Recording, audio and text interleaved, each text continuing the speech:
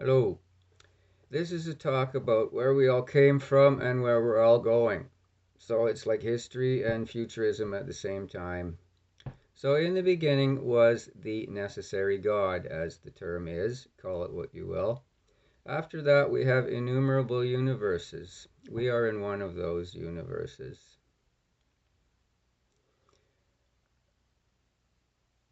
Political unrest on the planet at this time as sort of excess competition. Yeah, it seems to me like there should be a cosmic balance between competition and cooperation, and the culture should try to attain that, maintain that. We're trying to create the best technology possible, so that could take a lot of competition because you have all these different nationalities and things with their own different perspective on technology.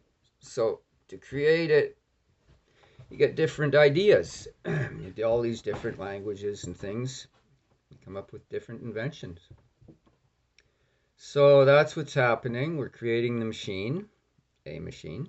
And on other planets, they're in other universes, in other galaxies, solar systems, they're creating technologies as well.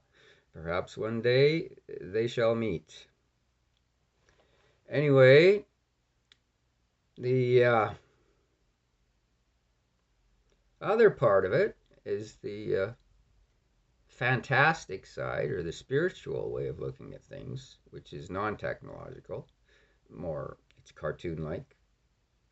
So this would be organic universes, as the Hindus postulate, exist, antimatter universes, and we are in universes of matter. This was hinted at in the book, in the movie Cool World, an older movie where they came from a cartoon universe into a universe of reality. So the theory is that in a fantastic universe, there's no physical or emotional pain, unless one chooses the degree of.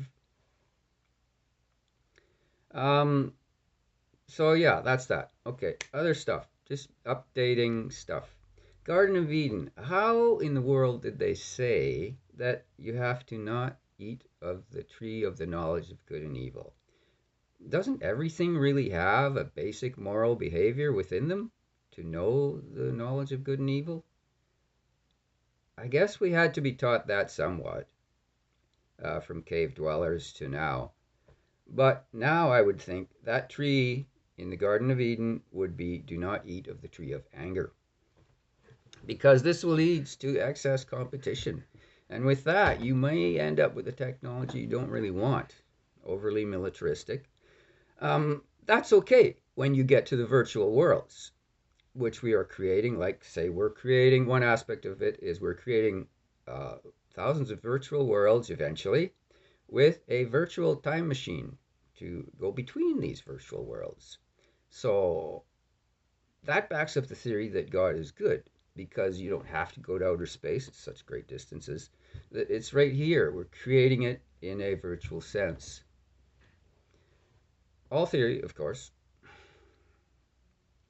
Um, from consciousness comes data. From data comes consciousness. That's my journal I keep.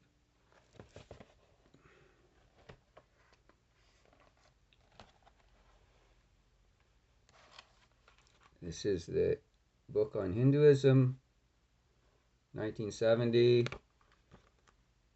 Sri Prabhupada here. Carl Sagan and Einstein. This is the Bhagavad Gita condensed quotes from it and stuff. And basically, it says you have worlds of harsh reality and you have worlds of harsh wonderfulness of fantasy.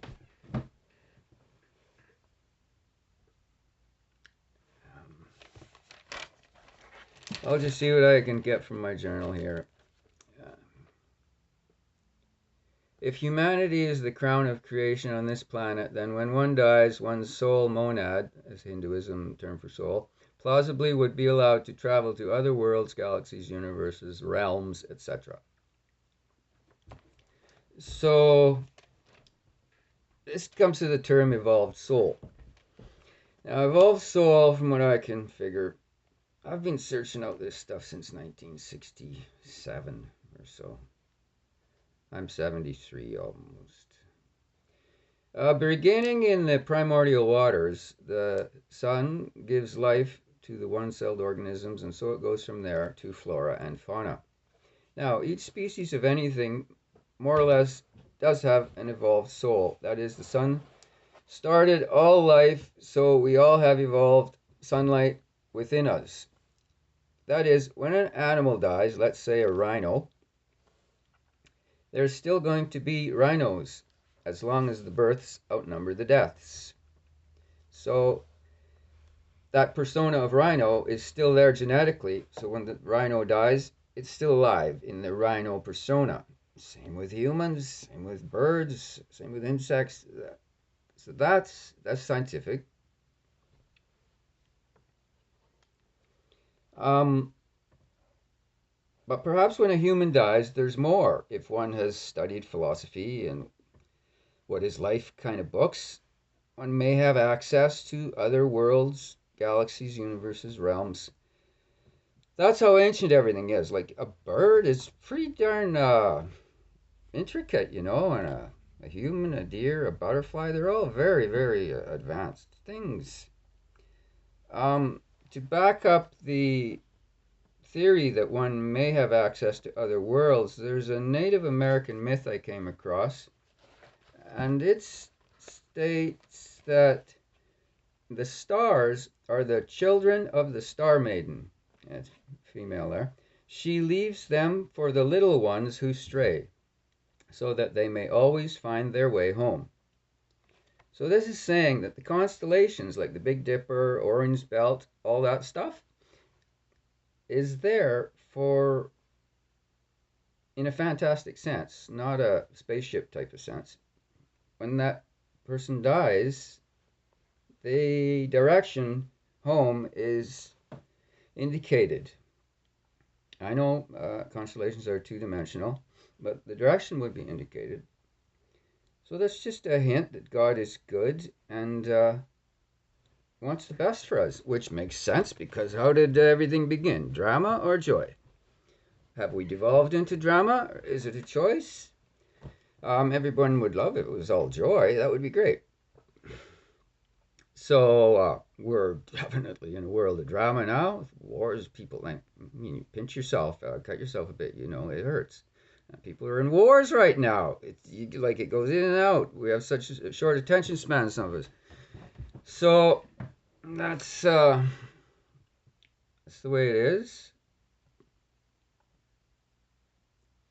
I would stop all wars if I could. And have a cooperative effort towards technology, I think would give the best results.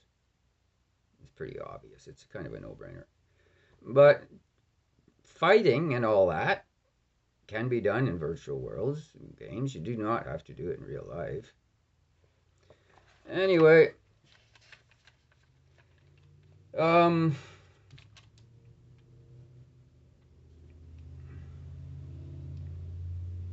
basic thing is remain faithful to the ideal conception of your own personality. Joseph Conrad wrote that. The ideal conception of your own personality. That can be seen as global. So the ideal human culture is what in your mind?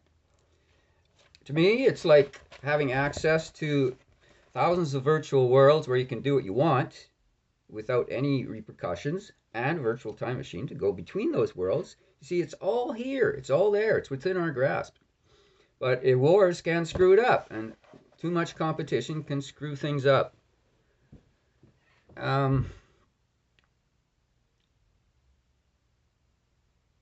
This goes back to authorship.